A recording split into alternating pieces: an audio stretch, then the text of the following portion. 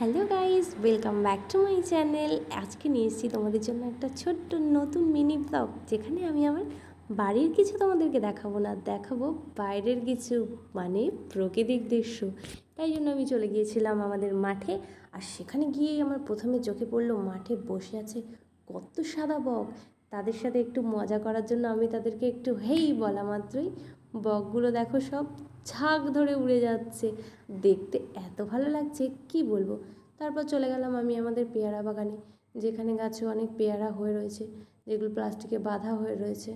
যাই হোক, আমি আবার একটু চারিদিকটা ঘুরে দেখছিলাম। ওই দিকটাতে আমাদের পেয়ারাও তোলা হচ্ছিল বিক্রি করার জন্য। আর পেয়ারা বাগানে এসেছি, পেয়ারা না খেলে হয় বলো? তাই পেয়ারা আমরা দুজনেই খেয়ে দেখছিলাম। যাই হোক, এদিকে আনন্দ করতে করতে একটা পেয়ারা খেয়েই নিলাম। তারপর দেখাচ্ছি তোমাদেরকে আমাদের পাশে থাকা কাঁকরোলের জমিটা, যার ভেতরের দিকে গেলে গাছগুলোতে কতটা কাঁকরোল হচ্ছে না হচ্ছে ভালো বোঝা যাবে। তো চলো ওইদিকে যাই। যেতে যেতে দেখো তোমাদেরকে একটা জিনিস দেখাই। আমরা লাগিয়েছিলাম বেগুন গাছ, গাছটা অনেক ছোট ছিল, বড় হয়েছে, কিন্তু গাছটাতে পোকাও হয়েছে। যাই হোক, এদিকে দেখো কাঁকরোলের কত ফুল হয়েছে। আর জানো তো, আমি এখানে এসে দেখি আমার বাড়ির কুকুরটা আগে এসে বসে আছে। Bye bye.